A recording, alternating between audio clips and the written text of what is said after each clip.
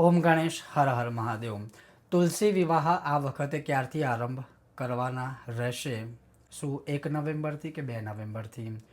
અને શું એનું આખું આપણે શાસ્ત્ર પ્રમાણે આખું એક રહસ્ય કે મહત્વ છે, આજે એ હું તમને શ્રવણ કરાવીશ.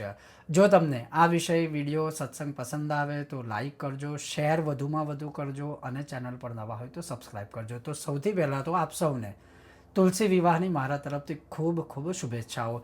હવે તુલસી વિવાહ આરંભ આ વખતે જે છે એ 2 નવેમ્બરથી જ થશે, રવિવારથી.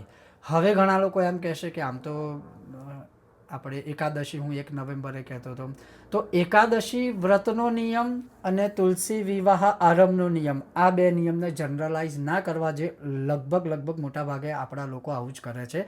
એક નિયમને બધે જ લાગુ પાડે એવું નથી.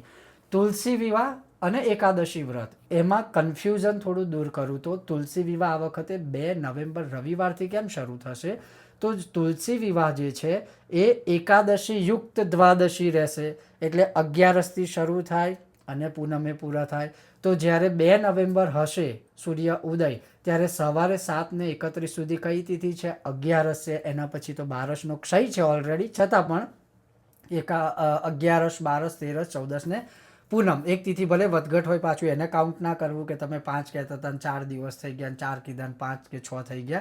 ખાલી સમજવાનો પ્રયત્ન કરો કે 2 નવેમ્બરે તુલસી વિવાહનો આરંભ કેમ થશે કે ઉદિત તિથિથી માંડી બાકી જે બધી તિથિઓ છે શાસ્ત્ર પ્રમાણે તુલસી વિવાહ માટે, એ કન્ફ્યુઝન દૂર થયું. તો 1 નવેમ્બરે તુલસી વિવાહ કેમ ના થાય? તો 1 નવેમ્બરે એટલા માટે તુલસી વિવાહ ના કરી શકાય, કારણ કે જ્યારે સૂર્ય ઉદય થશે ને એ સમય દશમી તિથિ છે. દશમીયુક્ત એકાદશીનો નિયમ અલગ લાગુ પડે અને દશમીયુક્ત એકાદશીનો નિયમ તુલસી વિવાહ માટે અલગ લાગુ પડે. એટલે આ થોડું ધ્યાનમાં રાખજો. તર્ક વિતર્ક જનરલાઇઝ કરી અને આ કરવાનો પ્રયત્ન નહીં કરતા.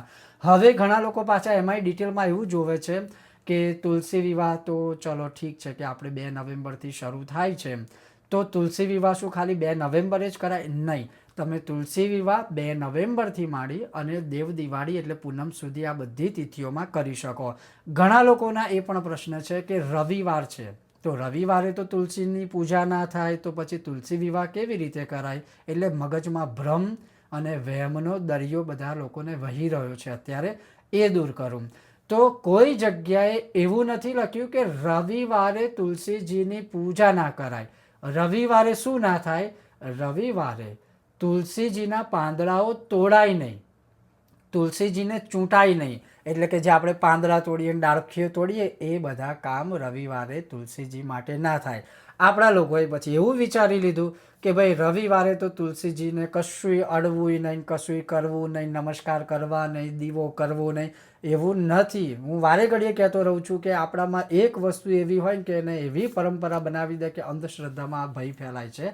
તો ધ્યાન રાખજો, રવિવારે તુલસી વિવાહ કરી શકાય, રવિવારે તુલસીના પાંદડા ના તોડી શકાય. એટલે તમે કરી શકો. છતાંય મગજમાં વહેમ કે ભ્રમ હોય તો પછી આપણે રવિવાર નહીં તો સોમ, મંગળ ને બુધ તો છે જ.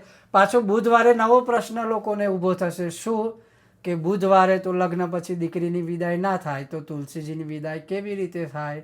આ પણ પાછો લોકોને પ્રશ્ન તો ઊભો થાય, કેમ કે શાસ્ત્રમાં એ પણ છે બુધવારે વિદાય ના થાય. તો શું કરશો તમે? કારણ કે બુધવારે તો પૂનમ પતી જાય છે ને પછી તો થાય, ક્યારે વિદાય કરશો? આ પણ પ્રશ્ન લોકોમાં થશે. એટલે ધ્યાન રાખજો, આ દેવ કાર્ય છે, સમજીને વિચારીને શાંતિથી આચરણ કરો. અને ધર્મ જીવતા શીખવાડે, ધર્મ ડરતા ડરાવતા ક્યારેય શીખવાડતો નથી.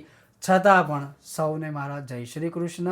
બાકી તમને જે યોગ્ય લાગે, જે ઠીક લાગે એનું તમે આચરણ કરી શકો છો.